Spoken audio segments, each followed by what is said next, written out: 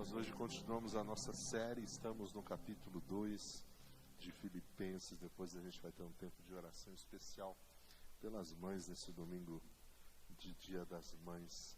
Abra sua Bíblia lá em Filipenses capítulo 2. Hoje a gente vai a partir do versículo 19, já caminhando para o final do capítulo 2. Capítulo 2, do 19 ao versículo 30, o tema desta tarde é a mente de Cristo em nós. E quando a gente lê esses versículos, do versículo 19 ao versículo 30, nós vamos ver, além de Paulo, mais dois personagens que são citados aqui. O primeiro é Timóteo e o segundo é Epafrodito. Então, uma grande dica de nome para filho, né, se você precisar de uma dica, Epafrodito. É uma dica bonita, né? Epafroditinho, já pensou?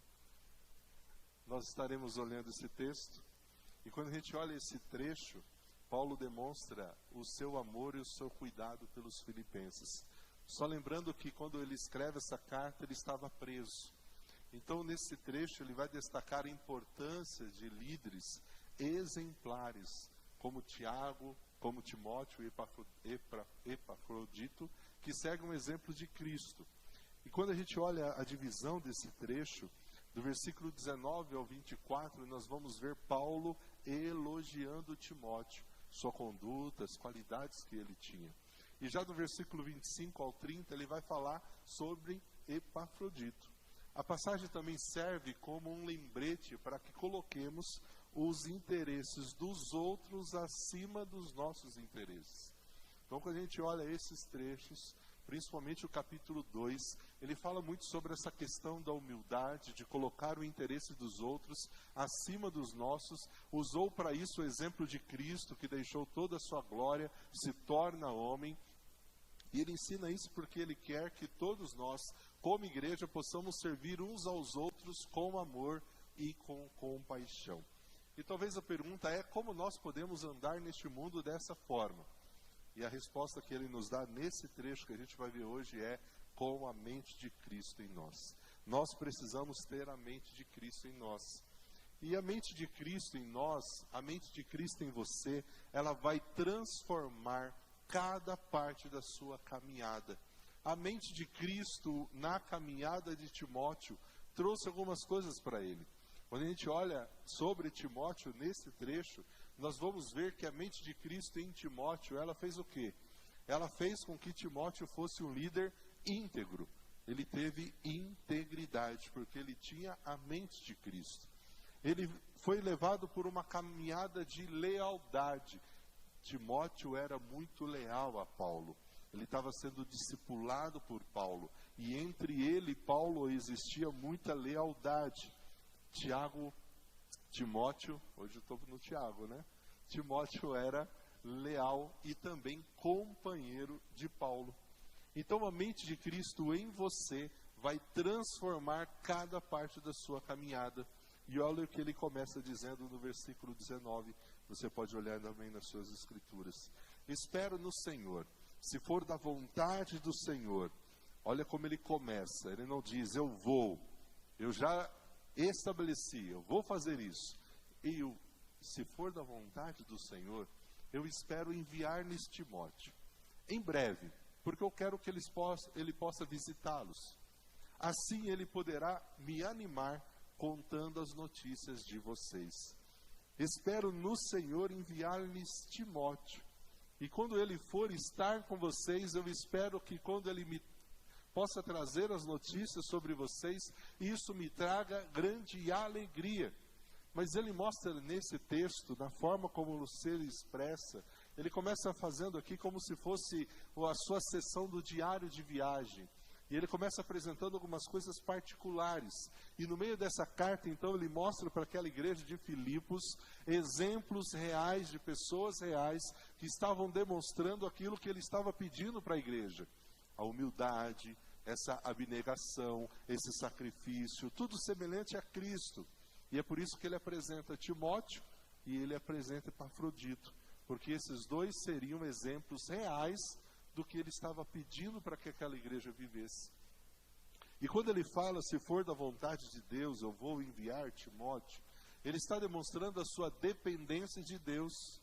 Ele reconhecia que ele tinha um desejo, mas também tinha a vontade de Deus por trás de tudo isso.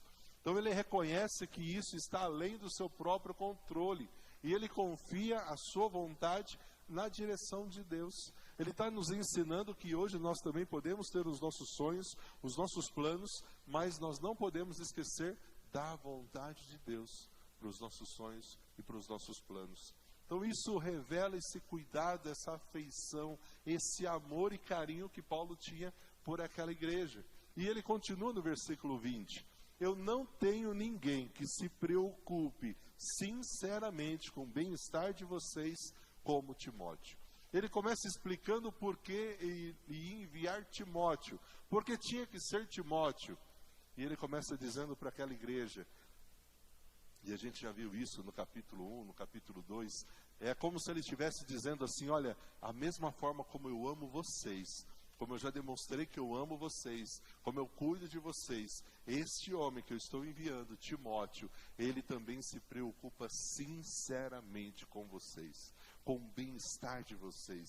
Nessa minha versão diz, ele também tem um interesse sincero por cada um de vocês. É como se ele estivesse dizendo, recebam bem, vocês estarão sendo bem cuidados por ele. Paulo reconhece essa qualidade única de Timóteo, que ele se preocupava de forma genuína com os filipenses. Esse vínculo entre Paulo e Timóteo era muito profundo. Era de fato um vínculo que era parecido como de um pai e de filho. E ele vai trazer isso no texto. Timóteo buscou a mente de Cristo na sua vida. E por isso que a sua caminhada de vida como líder foi caracterizada pela integridade, pela lealdade e por esse amor genuíno de cuidado com aquela igreja.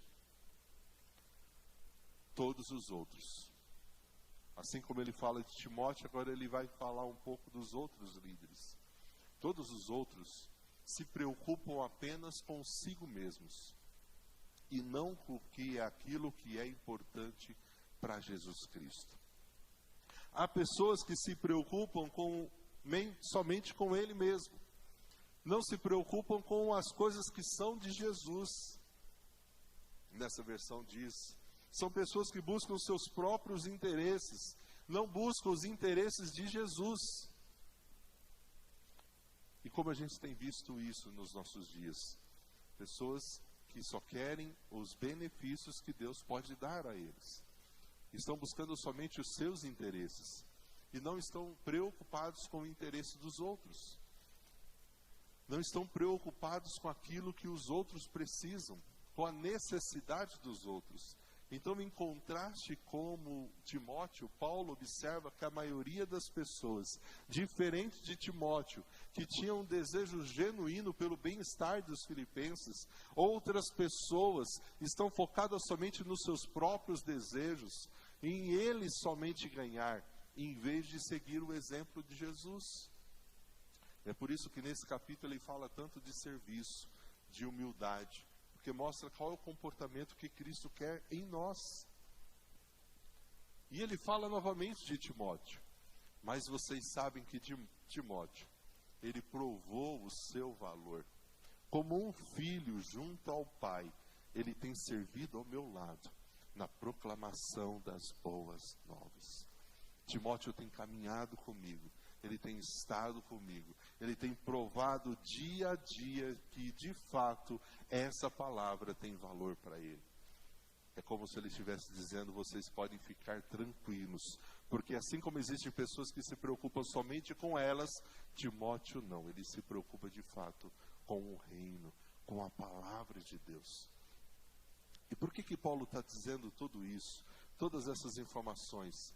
Porque ele não podia estar com a igreja, mas ele iria encaminhar alguém no lugar dele, para poder estar com eles. Então Paulo precisa testar o caráter, a confiabilidade de Timóteo, e compara ele como um filho que trabalha ao lado do pai. Ele fala dessa estreita colaboração, do aprendizado. Ele, como se estivesse dizendo, ele é uma pessoa que está aberta a aprender. Eu tenho ensinado, ele tem aprendido. Timóteo não considerava uma perda de tempo estar ali com Paulo, aprendendo com ele. Timóteo mostra para nós, e quando a gente estuda somente a vida de Timóteo, ele nos ensina que nós precisamos estar abertos a sempre aprender. E ai da pessoa que acha que já sabe tudo. Nós nunca sabemos tudo. Temos sempre estar abertos para o aprendizado. E Timóteo mostra que ele entendeu que com Paulo ele podia aprender.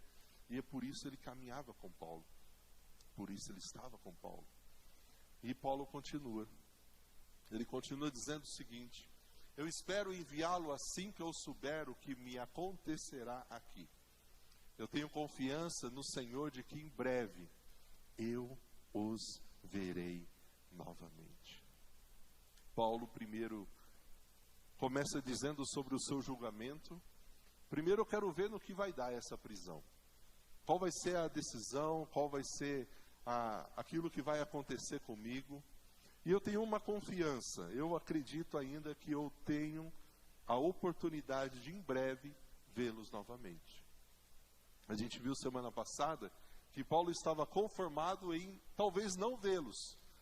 Ele já tinha certeza que talvez ele ia morrer. E não teria o privilégio de vê-los novamente. Mas ao mesmo tempo Paulo ainda esperava que se fosse a vontade de Deus, ele pudesse vê-los novamente. Então Paulo tem essa mistura de sentimentos no coração de queria estar com vocês, não posso, vou enviar alguém para estar com vocês, mas se Deus quiser, eu confio, talvez ainda em breve irei vê-los, e irei estar com vocês. Então Paulo está planejando enviar Timóteo assim que ele tiver mais clareza sobre a sua própria situação. Ele não tinha certeza do que ia acontecer. Indica então que ele está aqui enfrentando desafios, muitos desafios. Apesar das circunstâncias desafiadoras, de não saber com relação ao futuro qual seria a decisão, ele mostra confiança. Ele expressa essa esperança e ele declara isso à igreja: eu continuo confiando no Senhor. E se for da vontade dele, eu vou vê-lo. Eu vou ver vocês. Eu vou estar com vocês. Paulo aqui nos ensina muito, porque ele estava preso, incerto do que ia acontecer com o futuro, mas ele continua confiando em Deus. Em nenhum momento dessa carta nós vemos este homem reclamando, murmurando, resmungando, questionando Deus o porquê ele estava preso. Em todos os momentos nós vemos ele aproveitando as oportunidades, usando as oportunidades para agradecer a Deus, para incentivar aquela igreja a agradecer a Deus. Tudo isso com esperança, com fé, com confiança. Paulo nos ensina a viver isso também. Estamos diante de muitos desafios pessoais. A gente passa por situações que também são desafiadoras. E como a gente enfrenta elas? Com confiança no Senhor, com esperança no Senhor. Talvez assim como Paulo, que não via se ele ia sair ou não da prisão, mas ele confiava que em breve eu irei vê-los. Talvez tenha situações que a gente não consegue ver uma solução, mas nós confiamos que Deus está no controle, que se for da vontade dele, isso vai se resolver. Deus está conosco, nós não estamos sozinhos. Então a sua fé no Senhor o sustentava no meio das dificuldades. Era a fé de Paulo no Senhor que o sustentava, que o fortalecia, para ele continuar caminhando mesmo não tendo certeza do amanhã. Mesmo não tendo certeza se ele sairia daquela prisão vivo. Timóteo havia experimentado essa compaixão de Cristo, vindo a Paulo para encorajá-lo. Era um homem de companheirismo, era um homem que queria estar com Paulo, era um homem que buscava a mente de Cristo. Se colocou no lugar de Paulo e conseguiu entender como era difícil estar ali preso, sem poder visitar as igrejas. Só que aí nesse texto, Paulo sai de Timóteo e vem para um outro homem, um homem chamado Epafrodito. A mente de Cristo transformará cada parte da sua caminhada, assim como fez com este homem. E uma das coisas que Epafrodito, ele foi transformado na sua caminhada por ter a mente de Cristo, é que ele foi um homem corajoso. Ele foi um homem de muita coragem. Ele foi um homem perseverante. E ele foi um homem de abnegação. Vamos entender o porquê que ele foi um homem corajoso. Talvez você não sabe toda a história dessa carta, do porquê Paulo escreve essa carta. E agora talvez você vai começar a entender melhor. Enquanto isso, versículo 25, eu penso que eu devo enviar-lhes de volta também Epafrodito. Ele é um verdadeiro irmão. Ele é um colaborador. Ele é um companheiro de lutas. Ele também foi mensageiro de vocês para me ajudar nas minhas necessidades. Eu penso que é necessário enviar para vocês Epafrodito, meu cooperador, meu companheiro de lutas. Ele veio até mim para atender as minhas necessidades. Paulo chama Epafrodito aqui de irmão, colaborador, companheiro, soldado, mensageiro, ministro nas minhas necessidades. Depende da tradução que você usa, você vai ver outras expressões. E a única maneira que Epafrodito tinha de ir até Paulo que estava preso, porque a igreja levantou uma oferta, eles queriam abençoar a vida de Paulo que estava preso, era pessoalmente. Não tinha como fazer um Pix naquela época. Não tinha como fazer isso. Leu o QR Code, né? Lá de Filipos até Roma. Ele tinha que fazer isso pessoalmente. E a igreja precisava de alguém corajoso para fazer isso. Porque era uma viagem de aproximadamente 3 semanas. Em estradas escuras, a pé, a bordo de um navio marcante, sobre o risco de animais selvagens, bandidos, vigaristas, batedores de carteira. E se as pessoas ali erradas, voltadas ao crime, tivessem a menor ideia de que aquele homem estivesse carregando dinheiro, coitado de Epafrodito. Mas ele foi corajoso. Ele enfrentou todo esse desafio, porque ele queria levar até Paulo uma oferta, uma ajuda que aquela igreja fez para Paulo. E é por isso que Paulo escreve essa carta à igreja de Filipenses, para agradecer à igreja essa oferta. É por isso que ele fala tanto de gratidão, tanto de alegria, porque o coração de Paulo ficou muito feliz de ver o amor daquela igreja por ele que estava preso. E quem fez isso foi Epafrodito. Mas além dos desafios da caminhada, para chegar até Paulo em Roma, este homem, ele passou por algo. Epafrodito deseja muito vê-los. Ele está angustiado, porque vocês souberam que ele esteve doente. Ele conseguiu chegar até Roma. Ele conseguiu chegar para entregar a oferta. Mas a Bíblia diz que esse homem quase morreu. Ele ficou doente. Então, Epafrodito, ele se entristeceu com as notícias da doença dos filipenses e desejava confortá-los. Imagina a igreja sabendo, a gente enviou ele, agora ele adoece. Nós não queremos perder o nosso irmão. Nós queremos que ele volte bem, saudável. Então, Paulo escreve essa carta dizendo à igreja o seguinte: de fato ele ficou enfermo. Olha, ele quase morreu. Mas sabe o nosso Deus? Deus teve misericórdia dele. E Deus teve misericórdia também de mim. Porque Paulo ficou assim, imagina se esse homem morre. Ele veio para me abençoar e morre. Como ia ficar o meu coração? Então Paulo está abrindo o coração para a igreja. Olha, não precisam ficar preocupados.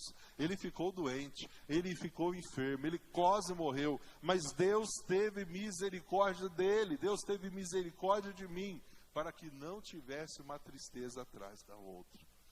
Já estou triste porque estou preso, não posso estar com vocês, não posso pregar o evangelho como gostaria.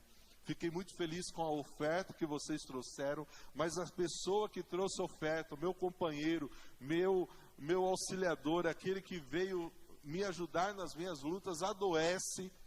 Eu fico imaginando o quanto eles oraram, o como eles clamaram, ou como eles dependeram de Deus para que este homem de fato fosse restabelecido.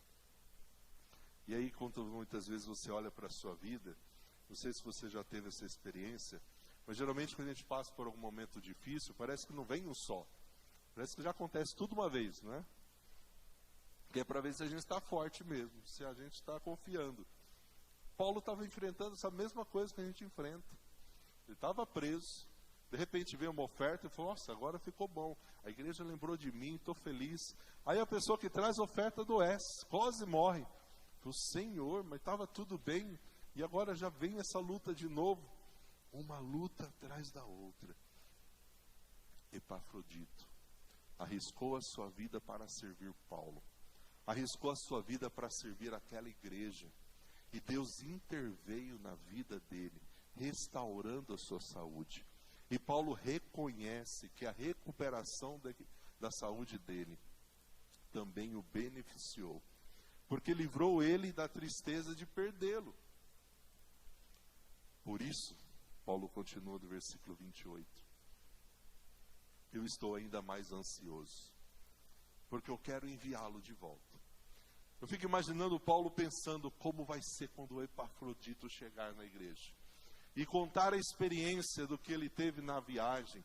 A experiência de quando ele chegou na prisão e pôde estar comigo. E a experiência agora da libertação e da restauração da sua saúde.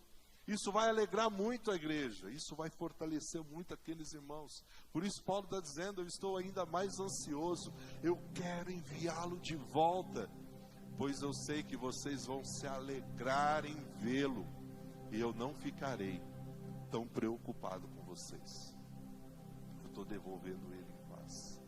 Eu estou devolvendo ele com saúde. Ele vai estar chegando até vocês para trazer boas notícias.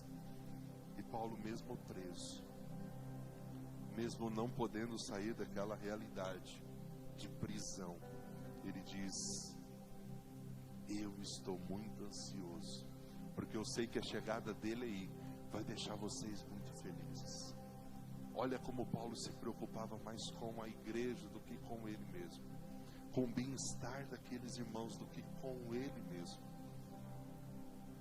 Paulo esperava que a presença de Epafrodito pudesse trazer alegria aos filipenses e aliviasse ele de toda a sua preocupação, de um homem que quase morreu. Esse versículo, ele nos mostra que a gente não pode ignorar a tristeza. Mas esse versículo nos mostra que há esperança. E nós encontramos essa esperança na comunhão com os irmãos. Nós encontramos essa esperança no apoio mútuo que nós podemos dar um para o outro. É por isso que quando a gente compartilha aqui um pedido de oração, ou quando você fica sabendo de alguém que está enfermo, que não está bem, querido, liga para essa pessoa, manda uma mensagem para essa pessoa. Não adianta você só orar e ela não saber. É muito bom já, mas como é abençoador saber que alguém está orando por mim. Eu estou passando por um momento difícil e de repente chega aquela mensagem, estou orando por você.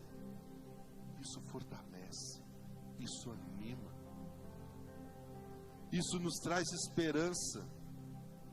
Talvez a nossa oração, a nossa doação não vai trazer de volta as casas que foram perdidas, as vidas que foram perdidas no sul.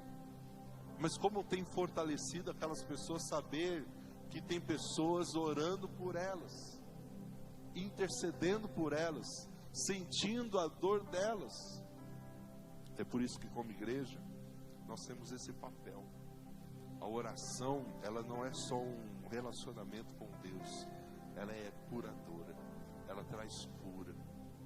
Não tem algo mais poderoso do que você chegar para alguém e dizer, eu tenho orado por você, eu estou orando por você. Isso impacta a vida das pessoas.